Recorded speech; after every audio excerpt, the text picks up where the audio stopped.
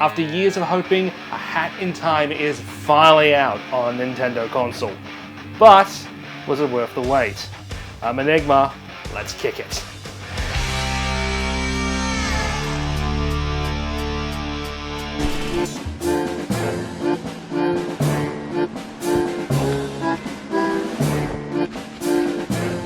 When Gears for Breakfast, led by Jonas Caleb, launched the campaign for A Hat in Time back in 2013, it brought back many memories of games gone by. Inspired by titles like Banjo-Kazooie, The Legend of Zelda, and Mario Sunshine, A Hat in Time wanted to relive the 3D platformer days of the past. The project was asking for a mere $20,000 as its goal, and raked in almost 1,000 times that at almost $297,000. It was during the initial pitch that they announced they wished to bring the game to Wii U, but they weren't making any promises. 2 weeks after the campaign concluded, the small crew elaborated on the Wii U situation. Firstly, because the game was running on Unreal 3, it would require a hefty license fee to Epic, probably amounting to about $500,000. Then there was the issue of getting it to run on the system in the first place. Gears said they were looking for publishers to help them out, and even Nintendo reaching out to offer assistance. However, as time ticked on, it became clear that Hat wouldn't be arriving on Wii U. The poor sales saw third-party support become drier than the Sahara. Plus, while Unreal 3 could technically run on modern consoles, the engine had long since been abandoned in regards of updates.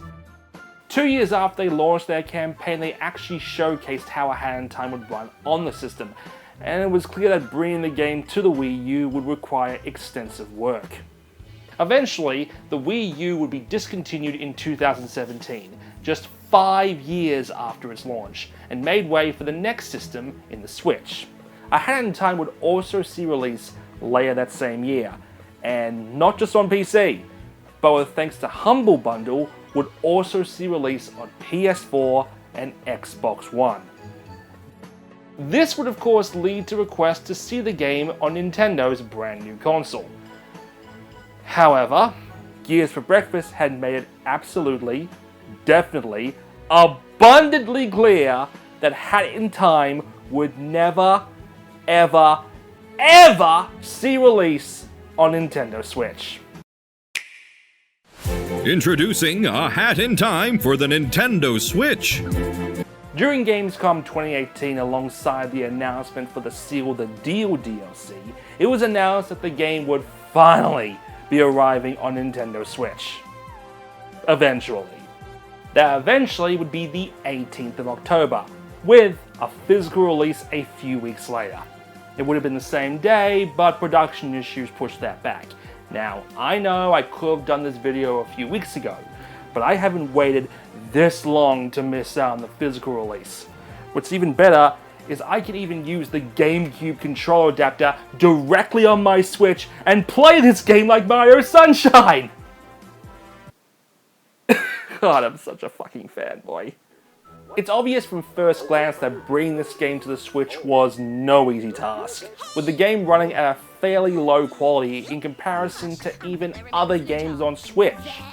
There seems to be some loading issues similar to that on PC, and serious wait times at that. When it comes to frame rate though, the game does run at around 30 frames per second.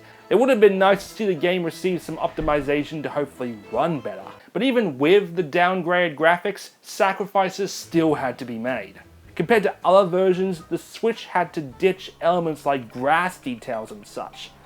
But honestly, these are nitpicks. The game runs fairly well with no real controller issues.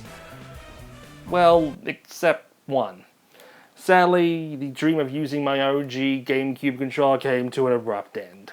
While I can certainly play with it, the lack of a secondary left shoulder button means you can't use the hat powers. Plus, moves like the dive are on buttons like the Z. Seriously, who uses Z? Anyway, this could all have been solved with the option to bind your keys however you want, but sadly, no feature exists. That being said, when it comes down to the console versions, the Switch still is the system to get it on. Unlike the PS4 and Xbox One, the Seal the Deal and Yakuza Metro DLC is at least coming to to the Switch version, alongside a physical release, which has seemingly failed to materialize for the other two.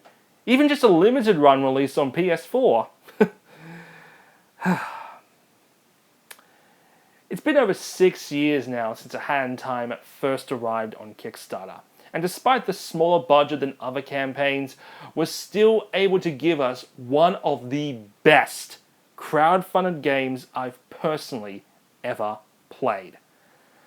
I remember hoping it would be announced for the Wii U all those years ago, but to finally see Hat Kid on Nintendo console is an absolute thrill. Now, we just need her in another Switch game.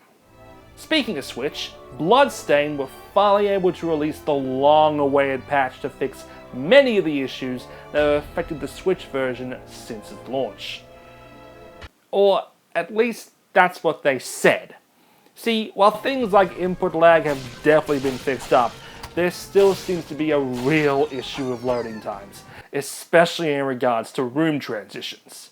As this footage will show, the length really hasn't been changed, which can seriously affect trying to reach a higher floor. Hopefully these issues will be addressed in version 1.0.4, but it's still a real shame seeing the Switch version struggle like this. So hopefully things will be ironed out with the next update. But before we go, we have two other projects we want to look at. Last time we covered Cuphead-inspired Enchanted Portals and its planned Kickstarter set to launch at the end of October. Well, in the end their campaign never launched, but not for the reasons you may think. Several days after we released our video, it seems that Enchanted Portals had earned the notice of publishers, with the two-person studio now in current talks with a certain one. Obviously that is as much as they can reveal at the moment, but we'll definitely keep you updated with further developments. And speaking of cancelled Kickstarters, if you played Sonic Mania 2 years ago, you'd be familiar with the studio Headcanon and its lead man Stealth. Well, just last week he launched a Kickstarter for his studio's brand new project, Vertebreaker, only to close it just a week later. In an almost 20-minute vlog, Stealth described the Kickstarter as a spectacular failure, barely making $14,000 of a $275,000 goal, which only really amounted to about 5%, despite launching with a full-blown demo of the game. They apparently rushed into launching the project because apparently Stealth and others in Headcanon are apparently broke. Despite working on one of the biggest selling games of 2017, the creators apparently never saw a dime of that, only getting paid for completing development. As for Vertebreaker, the game is in that retro Genesis 16-bit style, playing as a skeleton. The stab mechanic is a grappling hook sort of thing, which allows him to launch himself up to higher platforms and run up ramps. So basically paying homage to that Knuckles Chaotic game that no one barely remembers. Playing the demo though, it was okay. The tutorials didn't really do a good job explaining how to use the hook properly, which left me stuck in the pit while I mashed buttons. But once I figured out the hook mechanic, it was actually fairly interesting. Sometimes we forget just how hard it is to be an indie game developer and how it doesn't always work out. We've heard stories of people refinancing their house just to get their dream project made. So this kind of stuff can be truly heartbreaking. Stealth has suggested he will be looking into ways to relaunch the campaign eventually, so we here at Kick It offer him nothing but the best of luck. And with that, I'm Enigma, and we'll see you all next time.